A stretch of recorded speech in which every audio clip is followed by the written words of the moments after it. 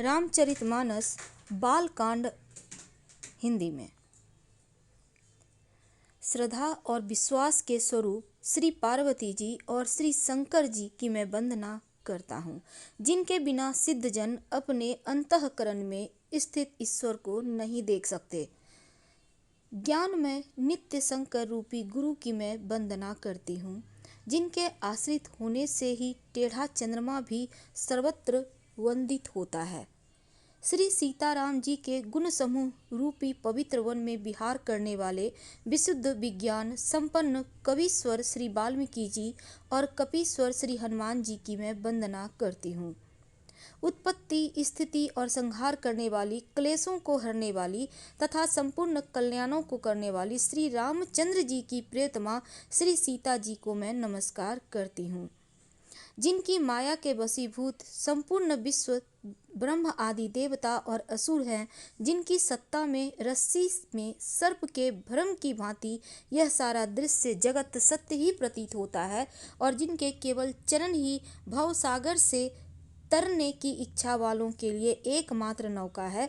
उन समस्त कारणों से पर राम कहलाने वाले भगवान हरि की मैं वंदना करती हूँ। अनेक पुराण, वेद और तंत्र शास्त्र से सम्मत तथा जो रामायण में वर्णित है और कुछ अन्यत्र से भी उपलब्ध श्री रघुनाथ जी की कथा को तुलसीदास अपने अंतःकरण के सुख के लिए अत्यंत मनोहर भाषा में रचना में विस्तृत करते हैं, जिन्हें स्मरण करने से सब कार्य सिद्ध होते हैं। जो गणों के स्वामी और सुंदर हाथी के मुख वाले हैं, वे ही बुद्धि के राशि और शुभ गुणों के धाम मुझ पर कृपा करें। जिनकी कृपा से गूंगा बहुत सुंदर बोलने वाला हो जाता है, लंगड़ा लूल्हा दुर्गम पहाड़ पर चढ़ जाता है, वे कलयुग के सब पापों को जला डालने वाले दयालु मुझ पर द्रवित हों दया करें।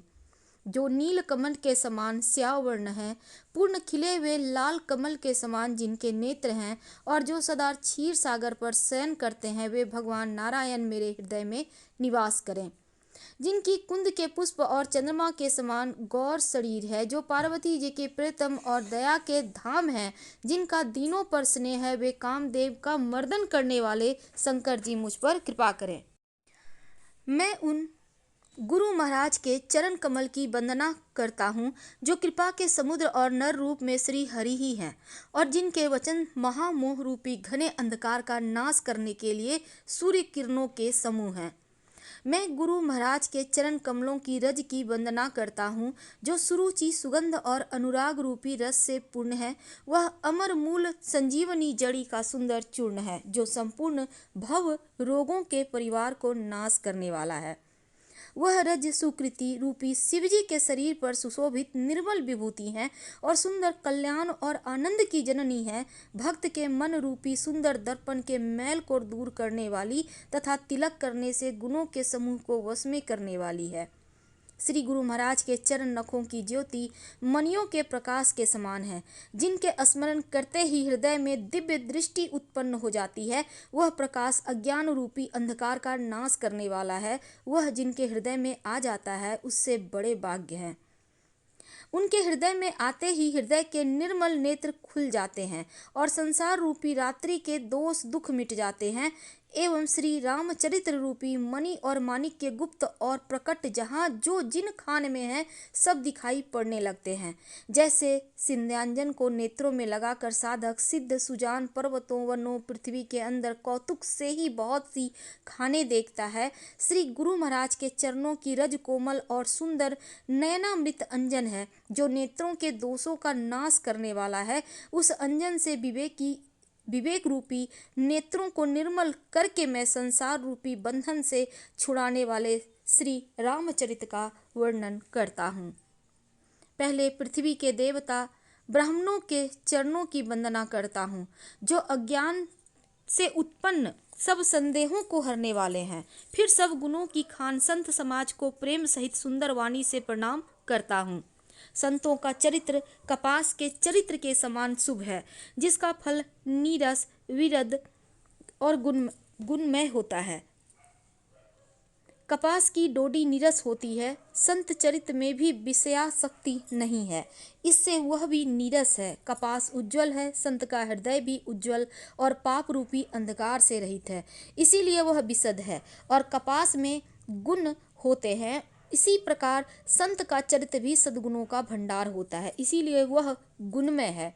जैसे कपास का धागा सुई के लिए किए हुए छेद को अपना तन देकर ढक देता है, अथवा कपास जैसे लोढ़े जाने वाले जाते जाने बुने जाने का कष्ट सहकर भी वस्त्र के रूप में परिणत होकर दूसरों के गोपनीय स्थानों को ढकता है, उसी प्रकार स्वयं दुख सहकर दूसरों के दोषों को ढकता है, जिसके कारण उसने जगत में वंदनीय यश प्राप्त किया। संतों का समाज आनंद और कल्याणमय है। जो जगत में चलता फिरता तीर्थराज प्रयाग, जहाँ उस संत समाज रूपी प्रयागराज में राम भक्ति रूपी गंगा जी की धारा है और ब्रह्म विचार का प्रचार सरस्वती जी है। निधि और निषेध, यह करो यह ना करो रूपी कर्मों की कथा कलयुग के पापों को हरने वाली सूर्य तनया यमुना जी हैं और भगवान विष्णु और शंकर जी की कथाएं त्रिवेणी रूप सुशोभित हैं, जो सुनते ही सब आनंद और कल्याणों को देने वाली है। उस संत समाज रूपी प्रयाग में अपने धर्म में जो अटल विश्वास है वह अक्षय वृक्ष है। जो शुभ कर्म है उस तीर्थराज समाज परिकर है। वह संत समाज रूपी प्रयागराज सब देशों में सब समय सभी को सहज ही प्राप्त हो सकता है और आदर पूर्वक सेवन करने से कलेशों का नष्ट करने वाला है। वह तीर्थराज अलौकिक और अकथनीय एवं तत्काल फल देने वाला, उसका प्रभाव प्रत्यक्ष है। जो मनुष्य इस संत समाज रूपी तीर्थराज का प्रभाव प्रसन्न मन से सुनते समझते हैं, फिर अत्यंत प्रेम पूर्वक इसमें गोते लगाते हैं, वे इस शरीर के रहते ही धर्म अर्थ काम मोक्ष चारों फल पा जाते हैं। इस तीर्थराज में स्नान का फल तत्काल ऐसा देखने में आता है कि जो कौवे हैं वो कोयल बन जाते हैं और बगुले हंस। यह सुनकर कोई आश्चर्य ना करे, क्योंकि सत्संग की महिमा छिपी नहीं है। वाल्मीकि जी, नारद जी और अगस्त जी ने अपने अपने मुखों से अपनी जीवन का वृतांत कही है। जल में रहने वाले, जमीन पर चलने वाले, आकाश में विचरने वाले नाना प्रकार के जड़ चेतन जितने जीव इस जगत में हैं, उनमें से जिसने जिस जहाँ कहीं भी जिस किसी यत्न से बुद्धि कीर्ति सद्गति विभूति और भलाई पाई है, सो सब सत्संग का ही प्रभाव समझना चाहिए। वेदों में और लोक में इनकी प्राप्ति का कोई दूसरा उपाय नहीं है। सत्संग के बिना विवेक नहीं होता और श्री राम जी की कृपा के बिना वह सत्संग सहज नहीं मिलता। सत्संग गति आनंद और कल्याण की जड़ है। सत्संग की सिद्धि ही फल है और सब साधन तो फूल है।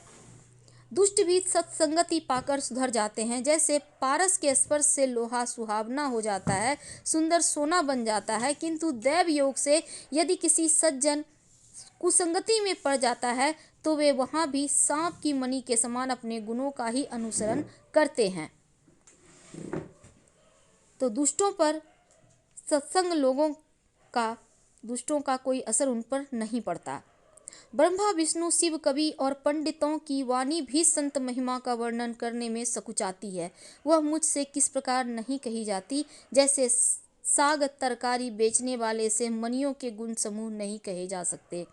मैं संतों को प्रणाम करता हूँ, जिनके चित्त में समता है, जिनका ना कोई मित्र ना शत्रु। जैसे अंजनी में रखे सुंदर फूल, जिस हाथ ने फूलों को तोड़ा, जिसने उसको रखा, उन दोनों ही हाथों को समान रूप से सुगंधित करते हैं। संत सरल हृदय और जगत के हितकारी होते हैं। उनके ऐसे स्वभाव और स्नेह को जानकर मैं विनय करता हूँ कि मेरी इस बाल विनय को सुनकर कृपा करके श्री राम जी के चरणों में मुझे प्रीति दें। अब मैं सच्चे भाव से दुष्टों को प्रणाम करता हूँ, जो बिना ही प्रयोजन अपना हित करने के लिए भी प्रतिकूल आचरण करते हैं। दूसरों के हित की हानि ही जिनकी दृष्टि में लाभ है, जिनको दूसरों के उजड़ने में हर्ष और बसने में विषाद होता है।